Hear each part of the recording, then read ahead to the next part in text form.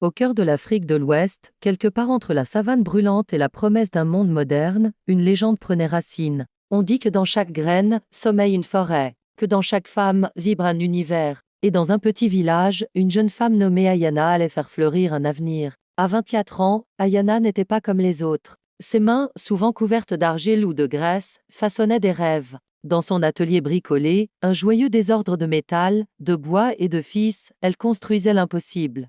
C'était une visionnaire, une inventrice au courage aussi grand que son intelligence. Ce jour-là, elle assemblait un appareil étrange, un labyrinthe de tuyaux et de miroirs polis. Un système d'irrigation solaire, entièrement conçu à partir de matériaux recyclés. Sa petite sœur, Imani, 8 ans, la regardait avec des yeux pétillants d'admiration. On dirait une machine magique, Aya, s'exclama-t-elle. Ayana sourit, son visage reflétant une détermination sans faille. Ce n'est pas de la magie, petite sœur, c'est de l'espoir.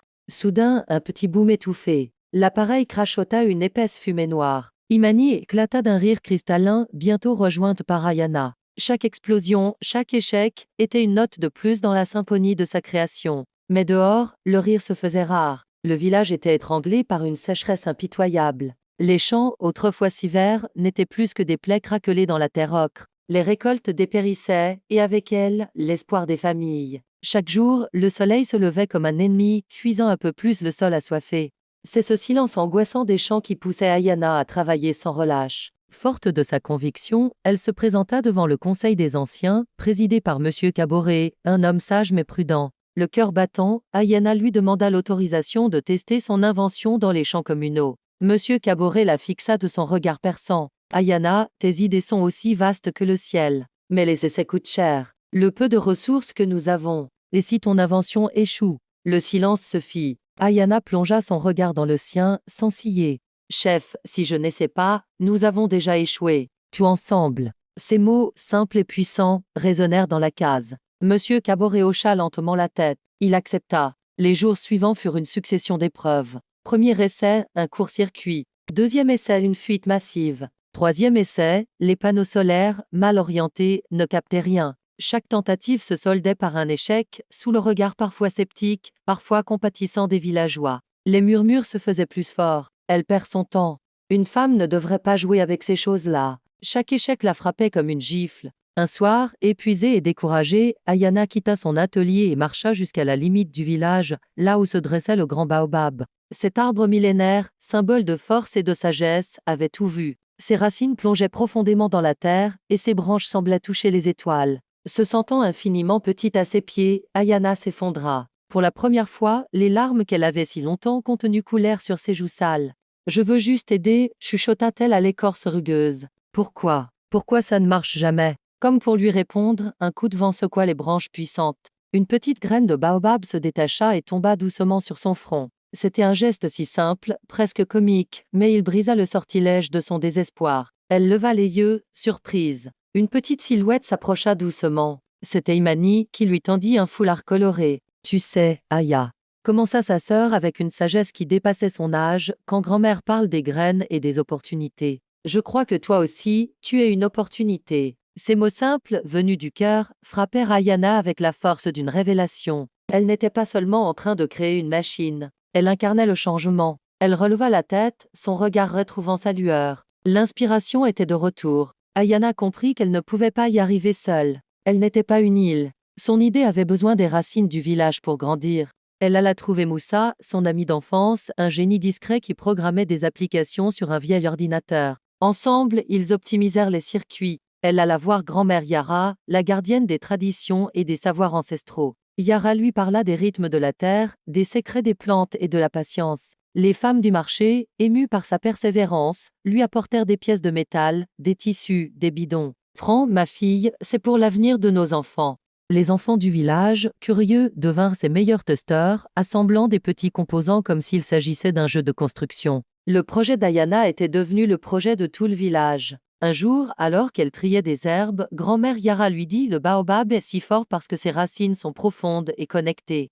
Inspire-toi du passé pour construire l'avenir, Ayana. Ne choisis pas entre tradition et innovation. Marie-les. » C'est là qu'Ayana comprit. Elle intégra des techniques d'irrigation ancestrale, basées sur la gravité et la capillarité, à son système solaire ultramoderne. Elle n'inventait plus une machine. Elle tissait un lien entre le savoir des anciens et la promesse du futur. Le jour du nouvel essai arriva. Le village entier était là, silencieux, retenant son souffle. Ayana, entourée de Moussa et des femmes, activa le système. Les panneaux solaires s'illuminèrent sous le soleil de plomb. La machine se mit à vrombir doucement, un son nouveau, un battement de cœur mécanique. Une seconde passa, puis deux. Le silence devint pesant. Et puis, un jet. Un jet d'eau claire et puissant jaillit du tuyau principal, arrosant la terre assoiffée comme une pluie miraculeuse. Un murmure d'émerveillement parcourut la foule, puis se transforma en une immense acclamation. Elle a apprivoisé le soleil, cria une femme du marché. Imani, folle de joie, se mit à danser sous les jets d'eau, les bras ouverts, riant aux éclats. Le son des percussions africaines s'éleva, accompagné d'un chœur vocal puissant et émouvant. C'était la célébration de la vie qui revenait. Quelques semaines plus tard, les champs étaient de nouveau verts. Les premières pousses perçaient la terre, promesse d'une récolte abondante. La vie avait repris ses droits. Un matin, alors qu'Ayana vérifiait son installation, elle reçut un message vidéo sur le vieux téléphone de Moussa. C'était un message de la capitale. Son invention, dont la rumeur avait dépassé les frontières du village, avait été remarquée par un grand programme pour jeunes entrepreneurs. On lui offrait un financement pour développer sa solution à grande échelle, pour l'apporter à d'autres villages, à d'autres pays. L'euphorie laissa vite place à l'hésitation. Partir, quitter son village, sa famille, tout ce qu'elle avait toujours connu. Elle alla trouver Monsieur Caboret. Le chef la regarda avec un sourire bienveillant. Ayana, tu as sauvé nos récoltes. Ta graine a fleuri ici. Maintenant, il est temps pour toi d'aller cultiver le monde. Le jour de son départ fut une fête. Tous les villageois étaient là, au pied du baobab.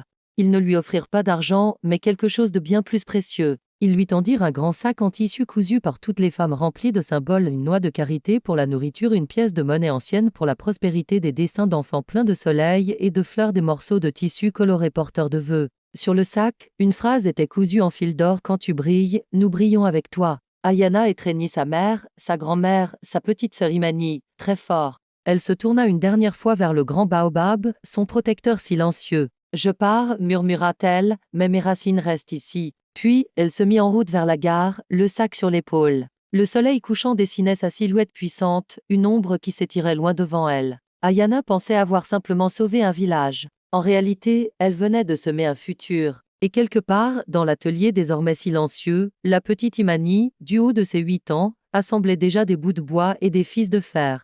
Soudain, une petite explosion inoffensive, un nuage de fumée. Imani tout sauta, un grand sourire sur son visage. Oups. Bon, je recommence. La relève était déjà assurée. Merci d'avoir regardé cette histoire. Si elle vous a inspiré, n'hésitez pas à vous abonner et à partager la lumière d'Ayana avec le monde. À très bientôt.